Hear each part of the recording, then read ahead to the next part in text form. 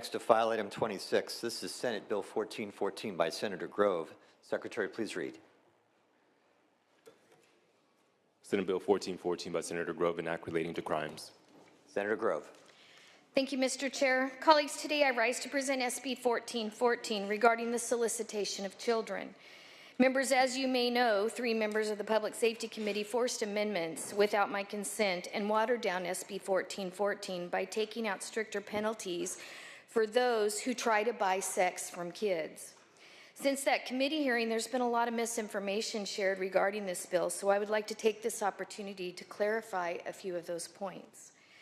My bill language in SB 1414 attempted to make the solicitation agreeing to engage in or engaging in any act of commercial sex with a minor by an adult, a prison felony, and a sex offender registration on the second offense.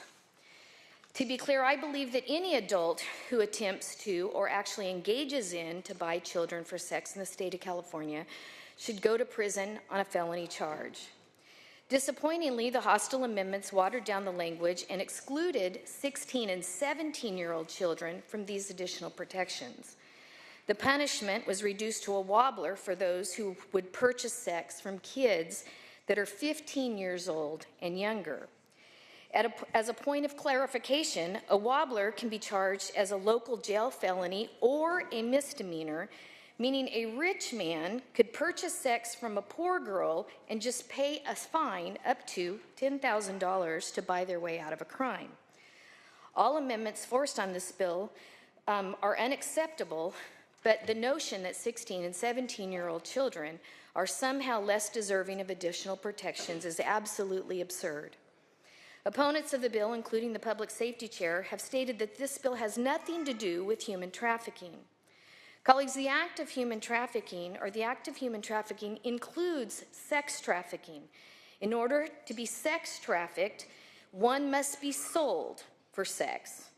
In order to be sold, a price has to be negotiated and services have to be solicited. The one thing all sex trafficking cases in the state of California have in common is they are all involved the solicitation of services. Let's be clear about solicitation. We're talking about propositioning someone and negotiating terms. In the case of SB 1414, we're addressing adults that are negotiating to have sex with children. Opponents of the bill state, and I quote, "The crime in this bill is about solicitation, meaning words only, not about committing the actual act." I'd like to clarify this mistruth. The bill absolutely addresses the physical act of adults engaging with kids for sex. If you read the language, it specifically says engaging in any act of commercial sex with a minor. Please bear in mind that if you don't include stricter punishments for the negotiation phase during the solicitation, the next opportunity that we have to levy harsh penalties is after the act has already been completed and the child's innocence has been shattered and they have been completely scarred for life. However, let's talk about words that were used in solicitation. Colleagues, I have a lot of words to choose from that was provided to me from my law enforcement partners. Lots of words. After careful consideration and consulting with some of my friends on this floor and my law enforcement partners regarding these examples of men soliciting children for sex, I would absolutely love to use these words to give you a complete description of the things that we've had to read through to research and present this bill. But I have no doubt within the first exchange I would be shut down for inappropriate language used on this floor. And I have no doubt that if any media coverage took place today, it would bleep out every other word that I say. Yet children have to engage not only in these conversations, but in the acts themselves. These exchanges are graphic, they're sickening, they're evil, and usually they are the last step before a child that is sexually exploited or assaulted by an adult. Recently, the Sacramento County Sheriff's Department performed Operation Spring Cleaning, in which they went after online predators attempting to meet or engage in sex with children. One adult man thought he was soliciting a 10-year-old for sex. He showed up at a hotel expecting to meet a small child, He had straps in his pocket to tie the child down. He had child-sized lingerie, sex toys, and lubrication. Members, again, I reiterate, we have to attempt to step in and stop these predators before they actually complete the act and devastate the child's lives forever. It's unbelievable that we fight in this building to protect minors, sometimes up to the age of 21 years old, from tobacco use, vaping, alcohol, and even tanning beds. But some legislators don't want to include additional protections for 16 and 17-year-olds of solicitation of sex trafficking. Members, individuals that try to buy sex from kids deserve to go to prison. They deserve to sit there and think about what they've done and hopefully change their life. But most importantly, we should do everything we can to keep those individuals away from our children that have a right to go to school, to exist in peace. The reality is, even if we reclassify this as a prison felony, the defendant is still eligible for probation. Members, I'm attempting to move this bill forward today in the hopes to work on language in the Assembly, but I truly hope and pray that in this instance, when talking about this very serious, very prevalent issue of adults purchasing sex for children or engaging in the purchase of negotiating sex for children, that we would focus less on protecting the criminals and more on the victims. We cannot sit idly by while children are bought and sold in California like pieces of meat in an underground grocery store. We must do everything in our power to stop the horrific abuses that are being perpetrated on children every single day. Respectfully ask for an aye vote. Thank you, Senator. Any discussion or debate on this measure? Discussion or debate? Senator Rubio. Thank you, Mr. President, and ladies and gentlemen of the Senate. Today I rise as a joint author to SB 1414 alongside my colleague from Bakersfield and Merced.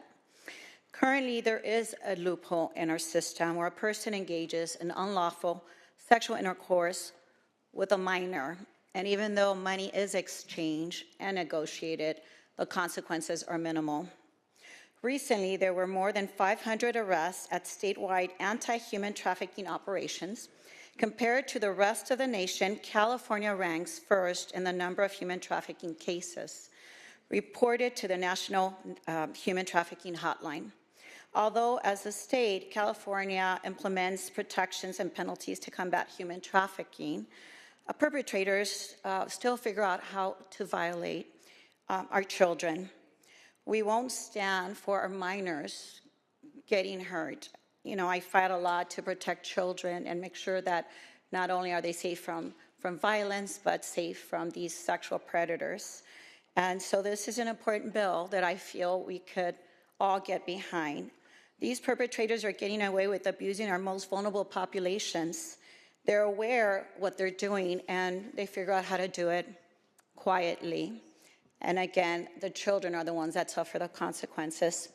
In recent months, the Attorney General announced that over a 4-day operation, 12 suspects were arrested and charged with contacting a minor for sexual purposes. Let's highlight the fact that social media has made it very, very difficult for parents to know what their children are doing. And we have these predators that continue to lure our kids. I know of a case recently where a young lady was lured from Chicago and brought over, and she thought she was meeting a boyfriend and was in captivity for several days and forced to do some very inappropriate things that I won't state right now, but this is happening over and over again. So I think that if we don't send a message that California will not stand and see this happen, it will continue to happen in record numbers. There's so much work to do in this space and with this bill. So I do hope that we continue to have a conversation and continue to move the bill forward. I am really thankful that my colleague continues to move this bill forward and continues to have conversations, but it is not an easy conversation to have, but our children need us, our youth need us, and it's up to us to protect them, so I hope that we support this bill today. Thank you. Thank you, Senator. I see microphones up from Senator Ashby, Senator Eggman, Senator Wynn. We'll begin with Senator Ashby. Thank you, Mr. President. I rise today as a co-author to SB 1414. I know much controversy has surrounded this bill as it's made its way through the Senate, but I'd like to urge my colleagues to support it today on the floor. I know there's more work that needs to be done, and I'm sure more work will be done and more conversations will be had in the Assembly. I'd like to tell you why I'm a co-author, why I'm supporting, and why I'm grateful to the senator from Bakersfield for being such a champion for our youngest folks. Not too far from here, in an undisclosed location, but not in my district, are 3 little girls, the same age as my daughter. Except all 3 of them, by the way, my daughter's 11, she's in 5th grade. All 3 of them are pregnant from being sex trafficked. All 3 of them are from different places around the state of California. Luckily, they have made it into the arms of 2 really amazing nonprofits that know this world well, one run by one of my best friends. But every day I get little updates about these girls. Next week, colleagues, I won't be here with you on Tuesday because I'm going to watch my daughter promote out of 5th grade, and I'm really excited. But next Tuesday, each of those girls will enter their 2nd trimester. They're the same age. I urge an aye vote, please. Thank you, Senator. Senator Eggman. Thank you, Mr. President and members. I'd like to say, as a progressive, proud member of this body for the last 12 years, I'm done. I'm done with us protecting people who would buy and abuse our children. I'm done. I don't want to send more black and brown men to prison. I don't want more people in prison, but I don't want people buying girls. I don't want people buying little girls anymore. And I'm tired of saying it's okay and that we have to protect the men who do it. As a mental health professional and as a social worker, I can tell you I've spent my entire career working with people who have been wounded.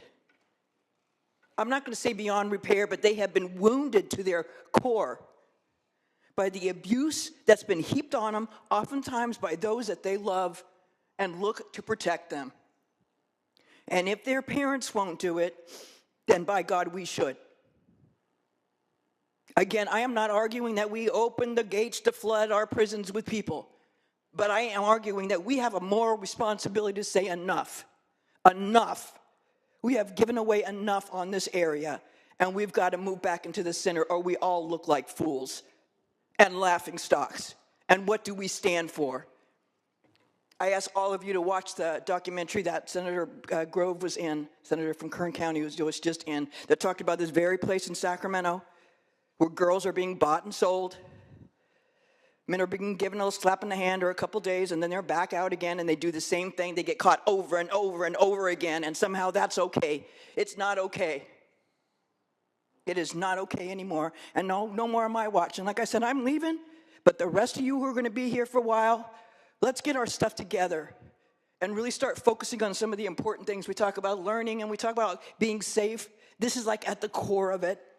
And a lot of these kids can be throwaway kids. They're poor kids. They're kids of color. But they shouldn't have to live a life determined by what happens to them by others at a very young age and by have the Democratic Party of California say it's okay. It's not okay. And I'm not doing it anymore, and I hope none of you do too. We have to be able to draw a line, and for me, I'm drawing a line. I urge your aye vote. Thank you, Senator Eggman. Senator Wynn. Thank you, Mr. President. I too rise in support of SB 1414, especially actually the original one that protects all children. And when I say all children, we define children as under 18. We don't define them as under 15, under 5. Human trafficking is the greatest evil in our society. It's even worse when it comes to our children. And the good senator from Kern County stated that these individuals should go to jail. I'm sorry, to me, they should go to hell. Because we cannot as a society allow them to traffic our children, regardless of where they are from, where they come from, who their families are. And it continues to happen in California and across the world.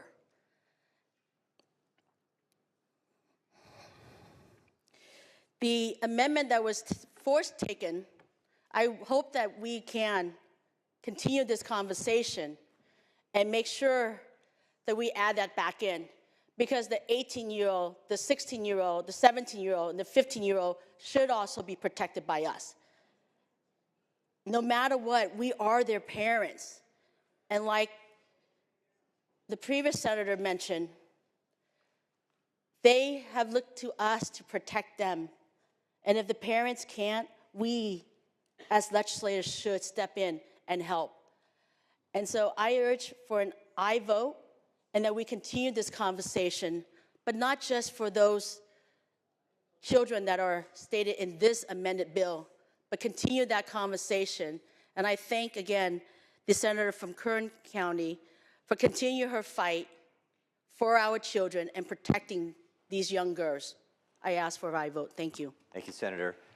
Reminder that we're speaking on the bill in question in front of us today. Senator Sciarto.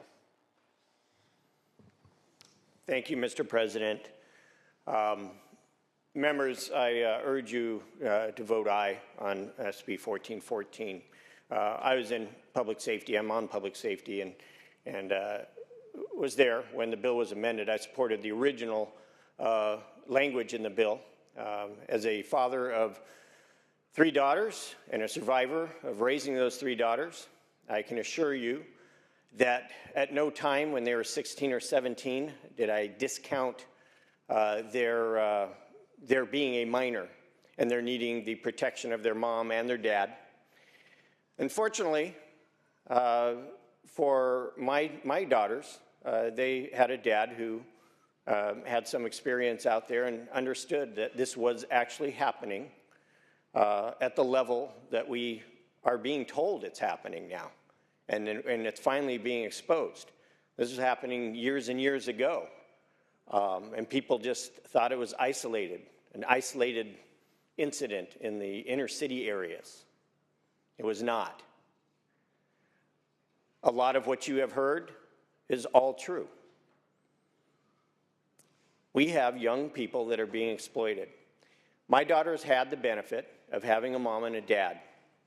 And like I said, a dad that understood and a mom that was watching out for them when I was at work. And they had the benefit of me giving them the knowledge to watch out, situational awareness for them, to the point of which they thought their dad was paranoid. And I was.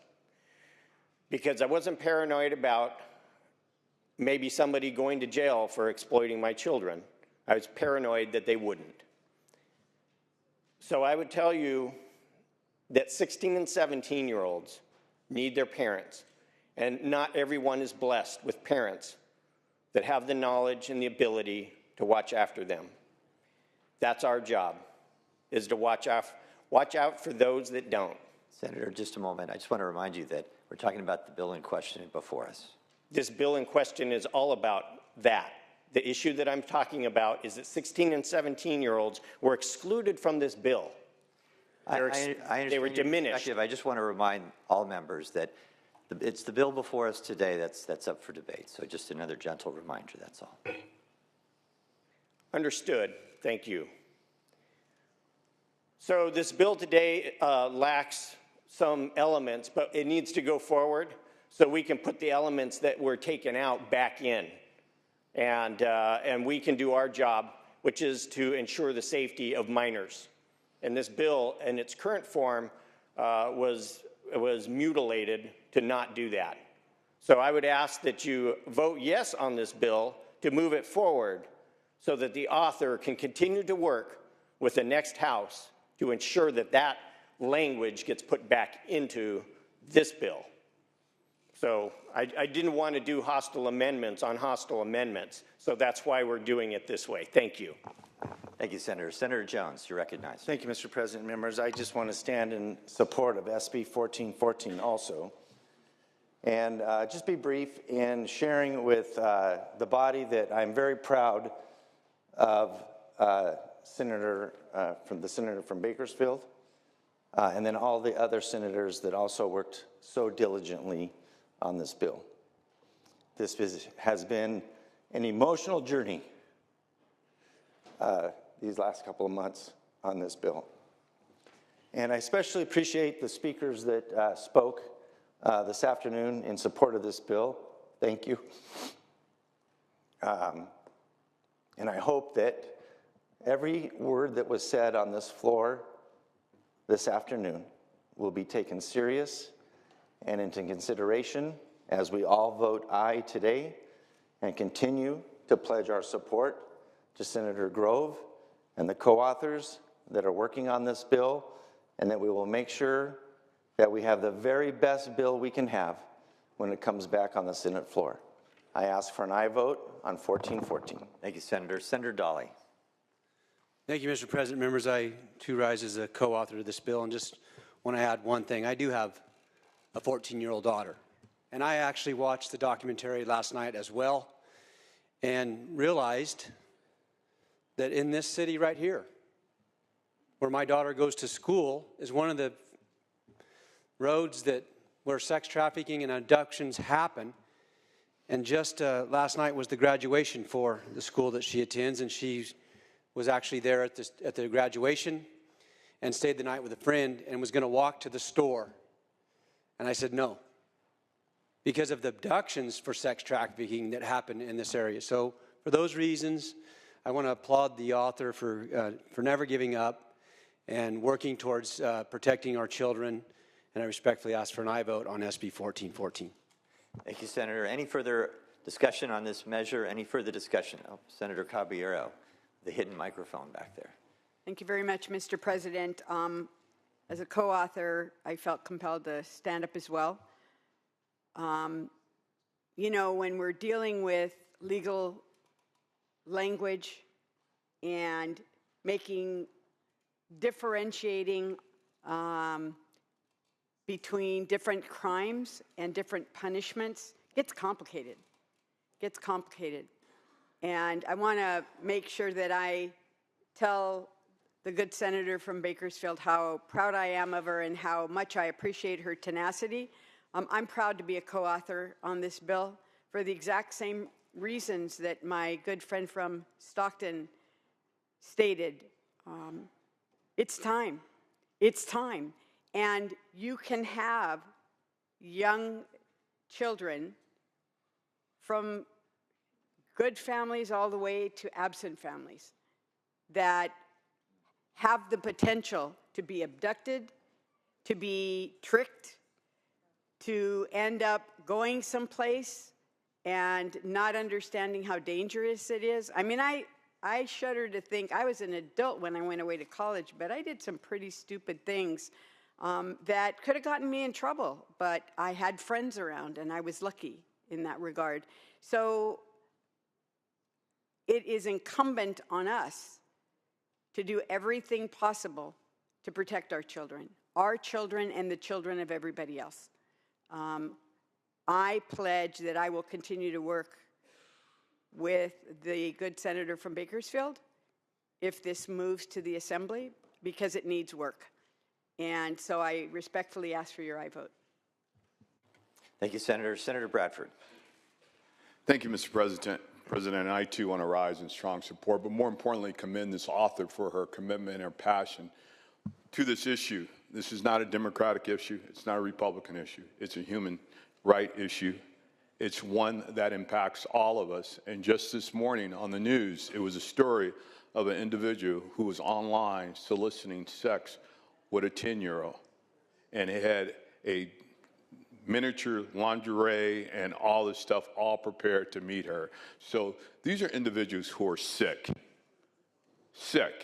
who deserve to be locked up. And I'm not a big proponent of throwing away the key, but anybody that preys on children need to be locked up. They're an animal, and they don't deserve to walk the streets. And I'm committed to making sure that we do make some reforms, and I thank her for the support that she assisted last year in the Ebony Alert, because we saw how black young kids were being sexually exploited and trafficked and listed as juvenile prostitutes, when we know a juvenile cannot consent to sex, let alone sell sex. So I commend her for her passion, and I also urge I vote for this measure. Senator Skinner. Thank you, Mr. President, members. I rise also in support of SB 1414. And the discussion we've had on the floor today legitimately covers many more issues than are solely the subject of this bill. And it is clear that we have seen a rise in sex trafficking and in I don't want to get into the details, but I think we've understood, you know, I've served on the Public Safety Committee the entire time that I've been in the Senate, and, you know, we hear from prosecutors, from law enforcement, others about how this reality of that for many people, it is easier, they can make more money off selling people for sex than they can for other criminal activities. And that is horrendous. And we collectively have acted in many ways to address that. And we probably should do more in terms of I don't mean empowering, but we're in a deficit right now. But when we do have additional funds, being able to enhance law enforcement task forces that are directed at trying to get at these entities that are preying upon our children. Because no matter what law we pass, if we do not have adequate law enforcement resources to really get at this activity, then we can't stop it. So I think there's clearly more we can do. But to the point of to the question of whether this bill needs more work, I think what we need to remember is that this bill, and I appreciate the author's, you know, concerns that solicitation, of course, is the precursor to something else. But, you know, laws are funny things, and they are. This bill affects a verbal exchange. That is what solicitation is. It affects a verbal exchange. And so the amendments that were made, we're trying to make appropriate and increase the penalties. Absolutely. Increase the penalties for that verbal exchange.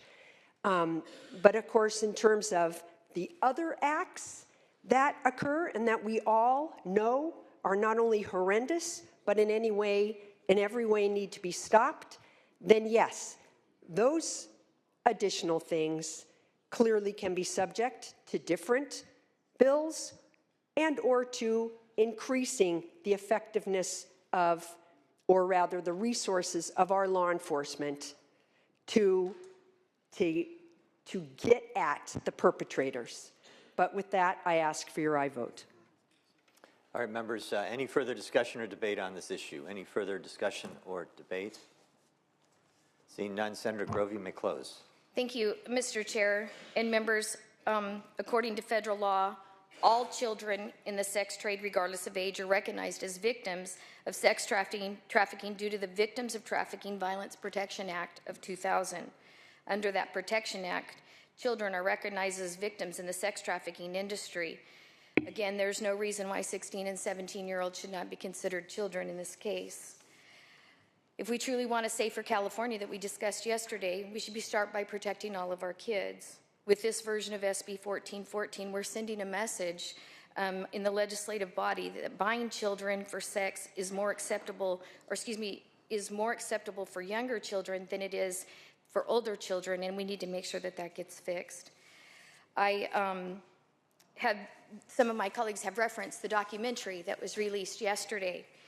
KCRA, Sacramento, a local TV station, has been focused on this particular subject matter, escaping the blade. There's a blade in Los Angeles where my colleague, and I do want to say thank you to my colleague, and I'm going to name her, and Senator Elena Durazo, where I had a mom that called me because her daughter was involved in the sex trafficking industry. They tried for a couple of years to get her out, and she actually got killed on the blade down in the good senator from Los Angeles' district. The perpetrator that killed that 20-year-old girl who was involved in sex trafficking from the age of 16 was 14 years old, and it happened at 4 o'clock in the morning. The senator from Los Angeles was very helpful, along with the senator from Gardena, to help us get her body back home so that she could be properly buried. This industry affects all of us, all across the state of California. KCRA did the documentary that highlights just what happens right here in Sacramento. It highlights the blade right here in our capital cities.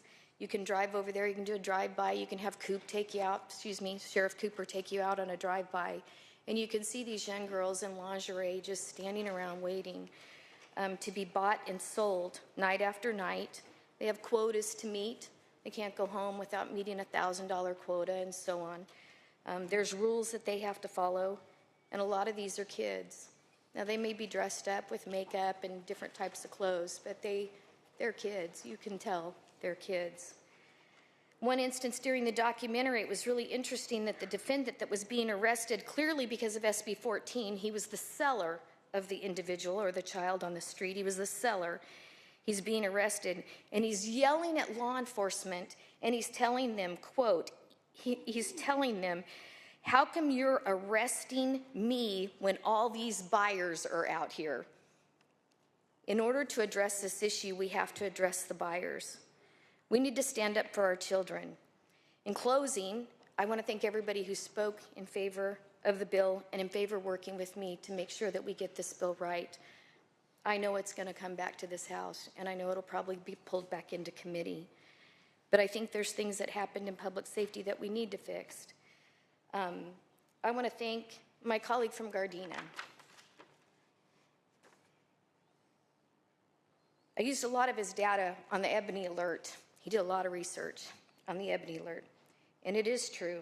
Some of the stuff that's in this binder, specifically grown doctors, lawyers, business people, they like young black girls. And I have the messages and the communications to prove it. And his Ebony Alert highlighted a lot of those things.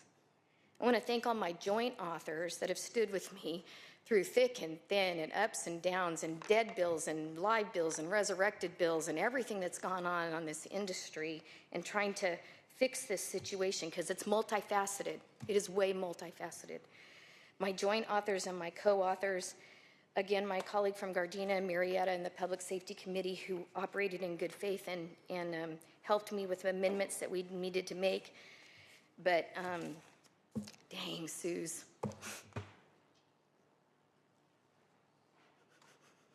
My colleague from Stockton, it's a mic drop, girlfriend, mic drop, because you nailed it. We are 40 elected representatives and 40 million people in the state of California, and we have a serious problem, and I'm telling you, those perpetrators are way ahead of us. You can get this book. Somebody gave me this book, because now I'm the human trafficking lady, right? Gave me this book. It tells you some of the things in this book that we don't even address. And again, I'm not trying to get off subject matter, but it tells you how to become an effective foster parent and how to beat the system so that you can traffic those kids. We have a serious problem, and SB 1414 only addresses the purchaser who engages in, solicits, or engages in solicitation for a minor child for sex. And it's amended to only include a wobbler for 15 and below. And 16 and 17-year-olds don't matter. We have to fix this. We have to move forward. I respectfully ask for the honor of carrying this bill to the Assembly so that we can continue to work on this bill. And I want to thank all of you guys for your support. Thank you, Senator. All debate having ceased. This bill is eligible for a unanimous roll call. Is there any objection to using a unanimous roll call? Seeing none. Ayes 36, no 0. The measure passes.